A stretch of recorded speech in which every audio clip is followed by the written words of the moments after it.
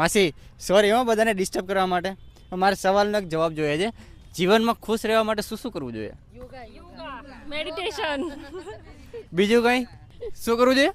घर के बाहर निकलना चाहिए, सबसे मिलना चाहिए, योग करना चाहिए, ध्यान करना चाहिए और सबसे मिलजुल के रहना चाहिए.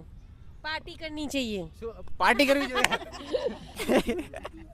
કોણ બોલશે?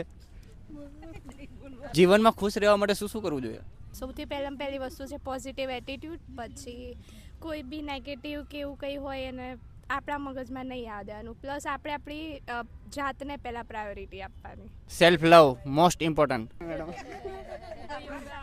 યોગા અને મેડિટેશન અને બીજું તો આધ્યાત્મિક જીવનમાં આગળ વધવું જોઈએ. એ જ પહેલાં તો કામમાં આવશે. તમે ઉંમર લાયક છો, તમે આટલો બધો અનુભવ હશે જિંદગીમાં, કંઈક સલાહ આપો. જીએલ બધું જૂનું હોય બધું ભૂલી જવું જોઈએ, બધાને હારે આનંદથી રહેવું જોઈએ, હળીમળીને. પરિવાર હોય કે આજુબાજુના પાડોશી હોય કે ગમે તે હોય, થોડી વાર આવી રીતે બધાની જોડે યોગમાં જઈએ કે મંદિરે જઈને આપણા આત્માને ખૂબ કલ્યાણ થાય એવું કાર્ય કરવું જોઈએ. બસ લેટ ગો કરતા શીખો.